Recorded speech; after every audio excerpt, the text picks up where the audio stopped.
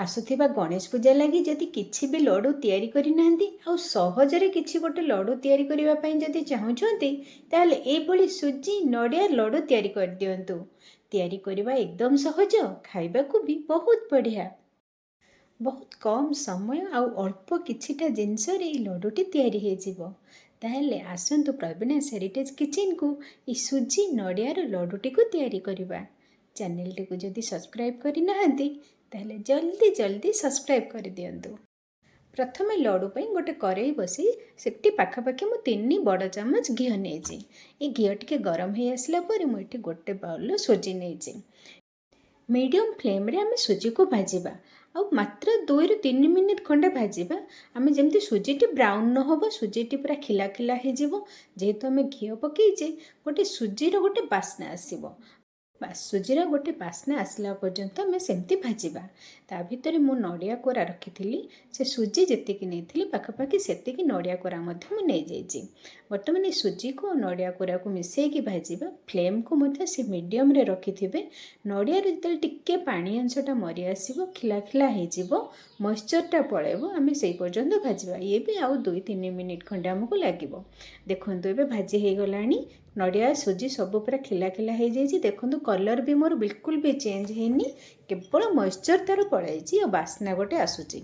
ये समय आम गैस फ्लेम को ऑफ करदे। ये सुजी और नडिया को गोटे प्लेट को आम बाहर कर आनिबा।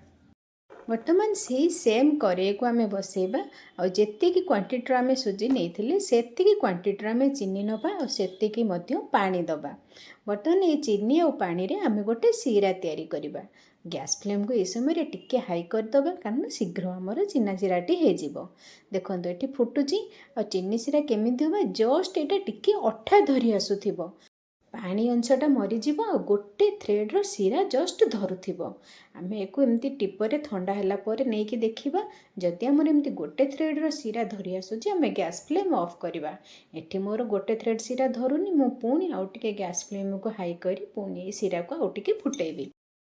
आउ गोटे मिनिट पर देखंतु एबे मोर प्राय सीरा धरी आसला भलिया लगुची। मुझे बर्तमान गैस फ्लेम को टिके लो कर दूचे। ये देखो आपन गोटे थ्रेड धर देलानी। ये समय गैस फ्लेम मु ऑफ कर देली। तापरे गुजराती पाउडर बास्ना पे देदेली आ टिके ना को गुलाब जल देजे। जदि एटा आपन पाखे अच्छी देबे, नहले एटा ऑप्शनल। एको आमे मिसई दबा। ये गुलाब जलटा देले टिके हमर लड्डूटा भी बढ़िया बास्ना आसीबो। गैस फ्लेम ऑफ कर दबा। जो भाजी की सुजी और नडिया रखी देले ताको एको पके दबा। बर्तमान एको आमे ये चीरा सीरा सहित मिसेबा। देखो मिसला बेले आमको टिके ना गिला गिला लगुच, कि आपड़ मिसई देला परे देखिए सुजीटी आमर से जो पानी सीरा को टिके टाणी नब आ बढ़िया भी खिलखिला हो जिवो, अठा भी धरिबो। देखो एबे केते बढ़िया हो गलानी। एबे आमे चूल्हा उपरू नहीं आसीबा आ टिके ना को ऊपर एक्स्ट्रा बास्ना पाई आमे आउ 2 चम्मच घी एमती बुले दबा। नहले आपण घी हाथ होइके भी करि परिबे, जहाँ भी इच्छा आपण चाहिए कम घीरे भी करें। बर्तमान एमती टिके टिके हल्का हल्का उषुम थी से समय आम एमती नहीं कि लड्डू तैयारी करवा। देखो केते बढ़िया लड्डू हो जाउची।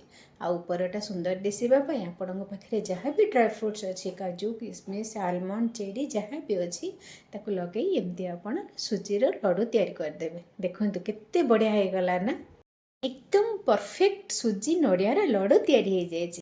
देखिबाकू जेमती सुंदर दिशुची, बढ़िया बास्ना और खाइबाकू भी बहुत बढ़िया। आपण भी गणेश पूजा ये सुजी नडियार लड्डू तैयारी करंतु। जदि भल लागिला मो चैनल को सब्सक्राइब कर देबे।